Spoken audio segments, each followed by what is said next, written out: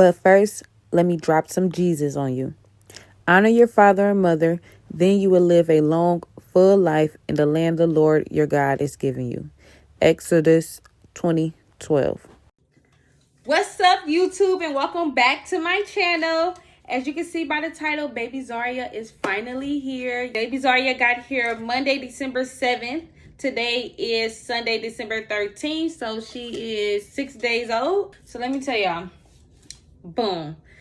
Let's start on, so on Saturday, December 6th, like around 6 o'clock p.m., that's when I noticed that my contractions was really getting bad, like really bad. That's to the point that I feel like I was in labor. Or if I was not in labor, I knew for a fact that if she didn't come that night, she was going to come the next morning. Around 7 o'clock, that's when I finally decide, okay, I'm going to go to the doctor to see if I'm really in labor, because my contractions had got to a point to where they was like 4 or 5 minutes apart. So I knew, okay, this is time, this is it. Like they killing me. Let me just go to the hospital. I did not go right away at 6 o'clock when I really feel like I should have, because I am like 35 minutes away from my hospital, which is kind of a nice little ride. So I didn't want to ride all the way up there and find out that I'm not really in labor and end up having to get turned back around. So that's the reason why I waited about an hour and a half before I actually went. Me, my aunt, my cousin, and my granny, the gang, we all got in a car and head to the hospital, because after we timed them, knowing that they 4 or 5 minutes apart, we all like, okay, it's time. Baby Zaria is about to come right now. So we head to the hospital, and the first thing the nurse did was check to see how far along I was dilated. I was only 1 centimeter dilated, which I was 1 centimeter dilated for like 2 weeks now. Of course, I'm surprised, because I'm thinking like, oh yeah, I have to be at least 4 or 5 centimeters dilated now, because these contractions is crazy. Like my water is about to break any minute now. Like I was just so sure. So anyway, so she said, well, that still does not mean that we're not going to keep you. She said, I'm going to put you on a monitor to monitor your contractions for about an hour. She had me drinking like a huge jug of cold water, and I had like 3 of them. And she said, like, just to see if I will dilate any more. So I was on a monitor for about an hour. She came back and checked me, and I only got to 2 centimeters dilated. So since I was only 2 centimeters dilated, she said, we can't keep you. You have to be at least 4 centimeters dilated before we can keep you, because at 4 centimeters dilated, then we can actually predict whether you're going to have the baby soon or not. So at this point, she sent me home. Of course, we did not want to go straight home, because the contractions were starting to get worse. The pain was starting to get worse. They was getting closer and closer. They was getting closer and closer together. I will say though, when I was on the monitor drinking the water, my contractions actually started to slow down. They got to a point to where they was like 6 to 8 minutes apart. So I guess she was probably like 6 to 8 to even 10 minutes apart. So during that time, she was probably like 4 minutes. You was really 4 minutes apart, because she never really saw them when they was 4 minutes apart. Anyway, we ended up waiting outside of the hospital, because we didn't want to go all the way home and have to come right back, because I knew baby girl was going to come that night or the next morning for sure. So we wait. I did some walking around, ended up doing like some labor exercises. I did this one exercise called like the monkey wrench or something like that.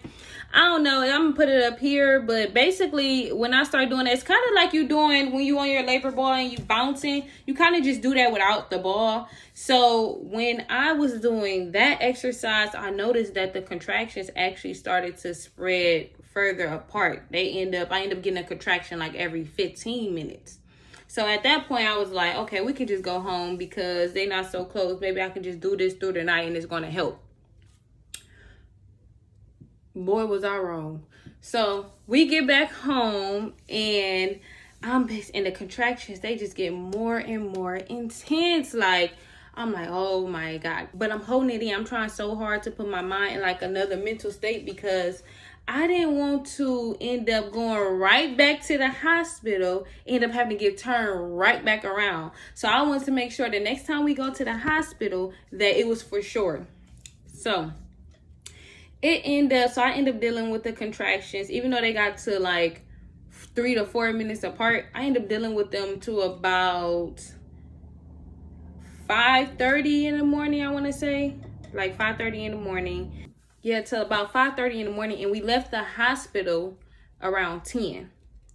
So that tells you how long I've been in pain. Altogether, I did about 16 hours in labor, including from the minute that I started contracting earlier on December 6th.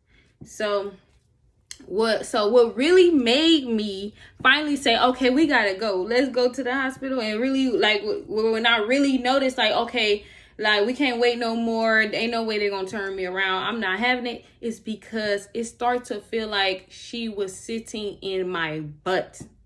Like, when I started having that, when the contractions went away, it was just like a sign of relief. But when that was coming, it felt like she was coming on my butt. Like, she was sitting on my butt. That's how it felt.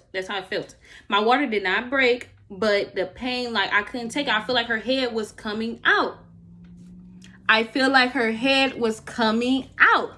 So we go to the hospital, and on my way to the hospital, they started getting worse and worse and worse. The first time I went to the hospital, I wasn't, like, when I had the contraction, I just was, like, trying to breathe in and breathe out, do that method, breathe in and breathe out. Although it wasn't so smooth, like everybody say, breathe in and breathe out slowly. It was not that smooth because I couldn't concentrate that good for it to be that smooth. So I was more like... Like, that was my breathe in, breathe out method. But I was not yelling. So this time I got to a point that I'm moaning. Like, it was pain. And it was also lasting like a good, they was lasting about a minute. When at first it was lasting about, I'd say like 30 seconds. So add 30 seconds, that makes a big difference, especially when the pain is more intense. So by the time I get to the hospital and I get to the point to where they sit me in a wheelchair again, I'm yelling in the lobby. When the contractions kick in. I was really like the center of attention because I'm yelling. I did not care who was around, who was in there. Like, I couldn't take it. The pain was serious. So they pushed me to the back, and immediately the lady, I guess she seen my pain on my face. So hurry up. She put me in a room. She checked me. And the first thing she said is, "Oh, you're doing good." So when she said it like that, I'm thinking, like, I know she is not about to tell me that I'm still only like 2 or 3 centimeters dilated. Like, I'm good. Ain't nothing to worry about. Like, I'm being dramatic or something. But no, she said, "Oh, you're doing good. You're 8 centimeters dilated. You about to have this baby right now." I said, I instantly started crying. I started crying because I'm like, I'm happy. A sign of relief, like, it's finally, like, she about to come. Then I'm like, oh, this pain about to be over. Like, it's just so much stuff going around in my head. Like, waterworks. So next thing you know, she say, okay, but first we gotta hook you up to IV, and we have to take your COVID test. So she took my COVID test. At this point, I know a lot of people say the COVID test is like so painful, but to me, like, it really was not that bad. I guess because I was in so much pain already from the contraction, so I barely even noticed it, but it was like a piece of cake to me. Like, I'm just like, it did not hurt. It did not hurt at all. So so they waiting to, I guess, get the things, I'm guessing they waiting to get like the material ready to put the IV. But at this point, I am contracting. I am in pain. My baby girl head is right there. She is about to come out. Like, I actually feel her about to come out. It got to a point that I feel like I started pushing. I was pushing, not even trying to push, not even really notice whether it's me pushing or not, or her just coming. So they out of the room. But the front desk is like right outside my door. So I already hear the nurses out there talking, like saying, okay, she about to have a baby. So she like, so they going around, I guess they trying to get everything ready to do the IV. But I'm like, she is coming. So I'm yelling, help, y'all. I yelled help like 7 good times before somebody actually came in there. I'm like, help, she's coming. I'm pushing. I have to push. They like, don't push. You cannot push. Do not push this baby out. You cannot push. Not right here. And at the same time, she was trying to remind me, like, we still have to wait for your COVID test to come back. We still have to hook you up to IV. Like, and this is not the room. Like, I care about that right now. Like, she is coming. All my mothers who did natural birth, who ever been in this situation, you know exactly how I feel. Like, I'm pushing. Like, I couldn't even hold it back, and I'm pushing. Like, I'm like, I have to push. So at this point, like, 3 other nurses rush in, like, don't push. So I'm thinking, like, oh shoot, like, maybe I'm gonna mess something up if I push. So I'm like, oh, I'm really trying to put myself in a mental space to where it's like, I do not push.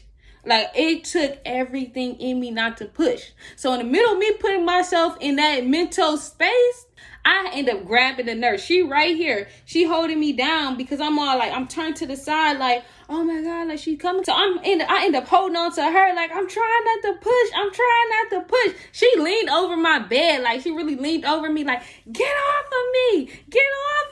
I'm like, I'm trying not to push. They like, she about to have this baby. Let's go. So next night, I end up letting her go because she's like, somebody get her off of me. So finally, I end up letting her go, and then they release my bed. We running down the hall. When I say this was the junkiest hospital hall I ever been in, y'all, I literally. When I hit every wall on my way to this room, I hit every cart. We damn near knocked out every person that was in the way. Like, this was let's say the hall was straight. Of course, it was straight. And we running. It's like me and 3 or 4 other nurses. When I say this was my bed, boom, boom, boom, boom, boom. Like, they could not do a straight path. And then it was just people in the way. You see people jumping out of the way and everything. Like, it was crazy. Like, so finally we get to my room that I'm actually going to deliver in. Of course, it's like 8 nurses in there, 1 doc and my doctor. So I probably over exaggerate, probably didn't. I don't know. It was just like a lot of people. So then they hooked me up. They put me on the bed. They just basically had me waiting still, I guess, hooking me up to IV, and I'm still trying to stay sane. It was another contraction that ended up coming in, and I'm just like, I have to push. My doctor like, do not push this baby. You cannot push this baby. And I hear everybody like, do not. It sounded like a choir. Don't push. Like, really, like, that's all everybody was saying. So I'm like, I'm trying to, so I close my eyes and focus somewhere else. Trying to focus somewhere else other than pushing. Because at this point, I don't really even know if I'm pushing or not. All I know is something right there, and I feel like she's coming herself. Like, I'm not doing nothing. So finally, I guess they realized, okay, like, we got to skip whatever. Because they was still waiting on a COVID test. They just like, okay, put her legs up. We got to deliver this baby. So at this point, that's when they started to tell me to push. It's time to, okay, you're good to push. You're free to push. But at the same time, like, I watched a lot of labor and delivery videos before my actual delivery, because I just kind of wanted to have like some type of insight for when it actually was my turn. So, and every time I watch their videos, like, their nurses is basically like, okay, stay calm, just count to 10, breathe in, breathe out, you know, like, very comforting. Mine's like, push. You can push, do it. It's time, push. Like, the first push, I just yelled at the top of my lungs. Like, I felt like I was going to, like, I just went into another world. Like, it was that bad. So what they do is they make you do 3 pushes, and each push you count to 10, and then you hurry up, get a deep breath, and then you jump right into it. So that was the first set when he cut me, and that was the worst set. But by the time I got to the second set, I heard somebody yelled out, like, think of it like you taking a poop. So then that's why I'm like, because you already feel like she coming out your butt. So that's where I put my mind to, I'm taking a poop. And that's what helped me actually get through it. Because at the first one, I actually looked at the nurse like, I can't do this. She like, you can't do shit. You don't have no choice. You can and you will. You can and you will. You don't have no choice. I'm like, I can't do it. Like, really rethinking life. So, but I was able to get through it. After the second and the third, after she told me, like, think like you're taking a poop, by that time, I was like, I was able to get through. I put my mind somewhere else.